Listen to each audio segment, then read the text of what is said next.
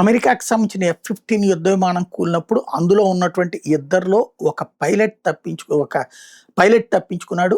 Armed officer ఎవరైతే ఉంటారో తను అక్కడ మిస్ అయిపోవడం, అతను ఇచ్చినటువంటి సిగ్నల్స్ ఆధారంగా అవి ఎక్స్‌క్లూజివ్ సిగ్నల్స్ కావడంతో అతన్ని పట్టుకుని నేవీ సీల్స్ వాళ్ళు రక్షించి తీసుకువెళ్లారు అన్నటువంటిది అమెరికా ఆనాడు చెప్పుకొచ్చింది. అతని పేరు, అతని ఫోటో కూడా మనం కూడా మాట్లాడుకున్నాం, చెప్పుకున్నాం. అయితే అది అమెరికా చెప్పింది. తాజాగా ఇరాన్‌కి ఇప్పుడు అనుమానం వస్తుంది ఏంటంటే అదంతా హంబక్క, ఇంకా అతను దొరకలేదా? ఎందుకంటే ఎవరైతే పెగాసస్ సాఫ్ట్‌వేర్‌ని వాడి ఇరాన్‌కి సంబంధించినటువంటి సైనిక అధికారులకి ఒక మెసేజ్ అమెరికన్ CIA నుంచి వెళ్ళిందట.